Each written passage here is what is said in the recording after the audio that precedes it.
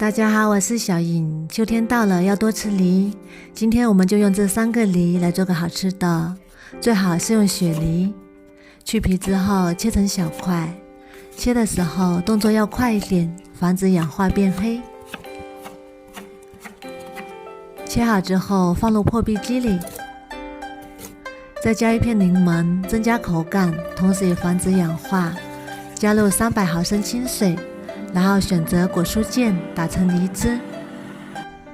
打好的梨汁全部倒入砂锅里，一共1200毫升。加入60克冰糖，100克白凉粉，然后开小火，一边煮一边搅拌，搅拌至冰糖融化，梨汁变顺滑，并且把梨汁烧开，冒小泡，这样就可以关火啦。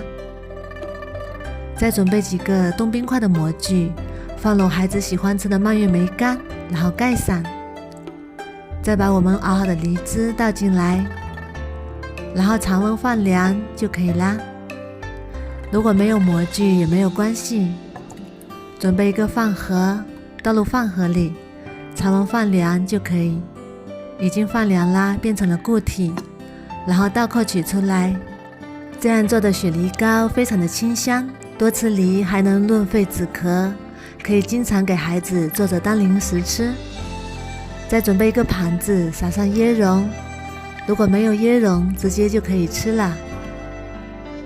它的口感酸酸甜甜，非常的 Q 弹又嫩滑，清凉爽口，非常适合比较干燥的秋天。再把模具里的打开看一下，看起来非常好。再把它倒扣取出来，哇，非常的漂亮，像乒乓球一样，也非常的 Q 弹，好吃好看又好玩。做法也是非常的简单，可以给孩子当果冻吃，以后想吃果冻就不用出去买啦。如果你喜欢也试试吧。喜欢我的视频就关注我吧，谢谢您的支持。